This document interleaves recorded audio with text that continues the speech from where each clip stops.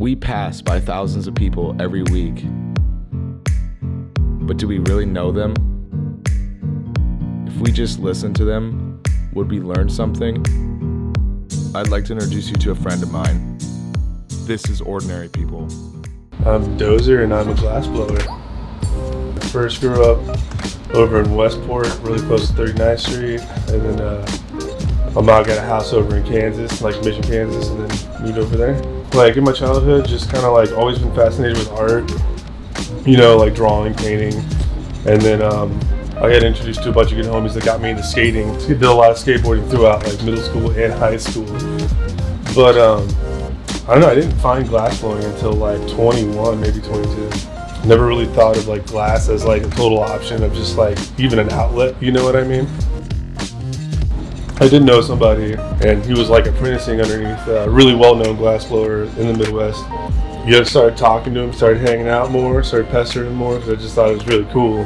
He had a buddy that was like selling an old torch, and I had a little bit of like extra money at the time, and so I just jumped on that opportunity and like got this torch and just kind of went for it, you know what I mean? Took the money that I had and invested it in like what material that I could get. And so that's where I got like my real first introduction to like glassblowing. I've been blessed with awesome like opportunities to go work with a lot of artists from all over. One of my buddies moved out to California and like did an apprenticeship, like just a bunch of like OGs that are over there. They're doing like a lot of really cool like sculpture work. I was definitely like a visual learner, so that's what really got me to get out to California, because they had an extra spot where I could throw my own torch up, and then like, you know, once I got my quota done, then I'd make my own stuff. That's where I got a lot of knowledge now. Something like snapped, you know, and I was like looking at my glass and I was like, man, I want this to get better. I need to get better. What am I doing wrong? And I think like that, it was just that push being around different artists, you know, like a lot of it goes from like making good prep, you know, your prep is like the soul of your work, you know, if you have good prep, you're gonna have good pipes, you know, and like you've got to learn how to make good prep first in order to move on to the next step. It's like with skating, it's like, all right, if I can only do this 2-stair, I'll try this 4-stair. You know, if I can do this 5-stair, all right, I'll do that 10. With glass, I'll think of it like that almost. I'm like, all right, well, if I can get this step down first, then I can move on to the next one. And like, you know, I think I could do a wag, and then like, you know, try to do a wig wag, and like, I'm pretty sure I might be able to make my own tubing. Try to make my own tubing. Pushing yourself every time. Getting out of that comfort zone and just kind of taking it to that next level.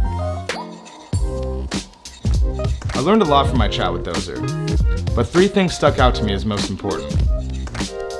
The first, starting at the basics. It's good to have a solid foundation to build on, and that includes everything. The second is constructive criticism.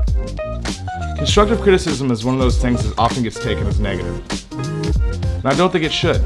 It's so easy to get wrapped up in your own work that you miss the little things. The third is his ability to ask questions.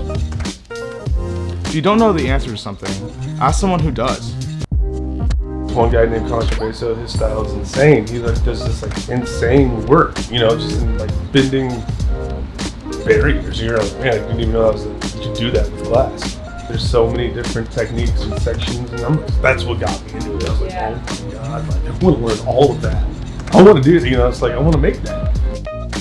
I ran into the train wreck here in Kansas City, and he was blowing glass, and I was like doing it like part-time, and then he was noticing like, hey man, like, you know, you got the potential of like being able to do this, like, why don't you just do it full-time?